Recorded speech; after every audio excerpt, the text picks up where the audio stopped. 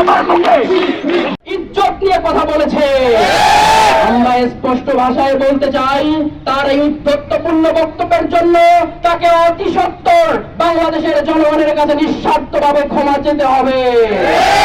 শুধু ক্ষমা চাইলেই হবে না, যেহেতু এই মন্তব্য সংসদের মধ্যে করা হয়েছে এবং বিএনপির সাংসদরা সেটাকে অভ্যর্থনা জানিয়েছে, টেবিল চাপড়িয়ে সমর্থন জানিয়েছে, সুতরাং সংসদ থেকে ক্ষমার আইন পাস করতে হবে।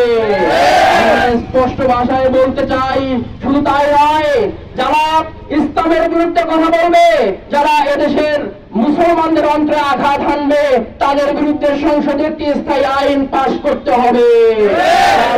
তা না হলে আমরা এ বিষয়ে কোনো ছাড় দেব না। আমরা স্পষ্ট ভাষায় বলতে চাই, তারা যে পর্দার বিরোধিতা করেছে, আমরা দেখেছি বিএনপির নেতাকর্মীদের মধ্যে ইসলাম বিদ্বেষিতার মহোৎসব চলছে।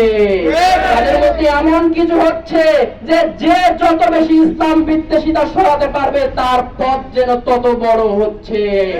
আমরা এটা লক্ষ্য করেছি। আমাদের কাছে মনে হয় এটা তাদের আভ্যন্তরীণ দলীয় সিদ্ধান্ত যে যারা বেশি ইসলাম বিদ্বেষিতা ছড়াবে তাদেরকে আমরা সামনের দিকে এগিয়ে নিয়ে যাব। যদি এটা তাদের সত্যিকারে দলীয় সিদ্ধান্ত হয়ে থাকে, তাহলে আমরা স্পষ্ট ভাষায় বলে দিতে চাই, এদেশের মানুষ শাহজালালের পূর্ণভূমিতে ইসলাম বিদ্বেষিতার কোনো ঠাঁই হবে না। ইসলাম প্রিয় তাওহীদি জনতা এই ইসলাম বিদ্বেষীদেরকে এদেশ থেকে উৎখাত করতে বাধ্য হবে। আমরা দেখেছি তাদের এই ইসলাম বিদ্বেষিতার কারণ হচ্ছে কাউকে খুশি করা।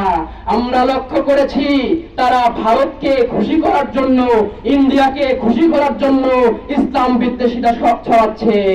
তারা ইসলামী ব্যাংকের দিকে আঘাত এনেছে।